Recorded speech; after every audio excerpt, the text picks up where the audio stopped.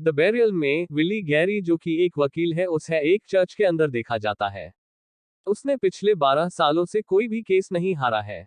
75 साल का आदमी जेरी अपने फाइनेंशियल की कठिनाइयों से जूझ रहे हैं और अपने परिवार के बिजनेस को अपने बच्चों को देना चाहते हैं। उसकी मुलाकात कनाडा के एक बेरियल कंपनी के मालिक लोवेन से होती है, जो उसका बिजनेस खरीदने में रुचि रखता है। अपने समस्या के बावजूद वो दोनों एक सौदा करते हैं, लेकिन लोवेन ने बिजनेस को खरीदने के लिए कोई कॉन्ट्रैक्ट नहीं भेजा है। अब जेरी को शक होता है कि लोवेन उसे बरगलाने की कोशिश कर रहा है और उसके खिलाफ कानूनी कार्रवाई करने का फैसला करता है।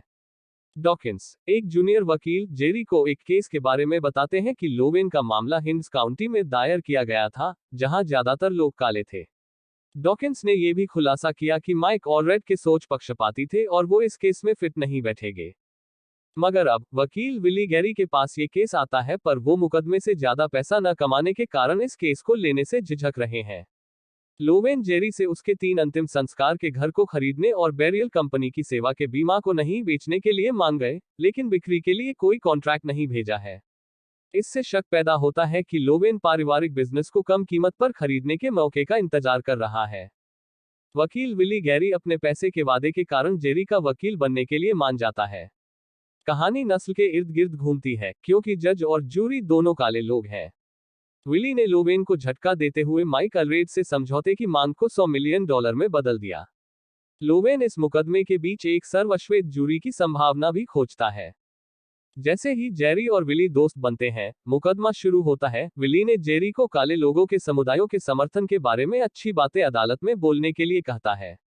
हालांकि जेरी के दूसरे वकील ने जनता के सामने बता दिया कि जेरी को उस आदमी के साथ अवैध गतिविधियों के कारण पैसे की लेन देन की समस्या है, जो अपराध का दोषी पाया गया था।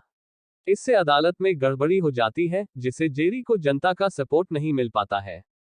अदालती मामले का नतीजा नस्ल से तय होता है। कुछ समस्याओं के बाद, जब डॉकिंस को लोवेन और काले अमेरिकियों के चलाने वाले चर्च के बीच एक संदिग्ध समझौते का पता चलता है, तो वकील विली इस मुकदमा को छोड़ने के बारे में सोचता है। उन्हें पता चला कि लोवेन की कंपनी ने एक सौदे के बदले में पैसे दिए थे, जहां चर्च के सभी लोग बेरियल कंपनी की सेवा का इस्तेमाल करेंगे। अदालत में पुराने कर्मचारी और कंपनी पर कमजोर लोगों का फायदा उठाने का आरोप लगाते हैं। लोवेन को बोलने के लिए कहा गया है, लेकिन उन्होंने और उनकी कंपनी ने जो कुछ भी किया है उसके लिए उन्हें दोषी महसूस नहीं होता है। लोवेन की टीम पूरे मामले को निपटाने के लिए जेरी को $75 मिलियन देने के लिए तैयार है, लेकिन जेरी ने मामले को निपटाने के लिए किसी भी प्रस्ताव को मानने से इनकार कर दिया।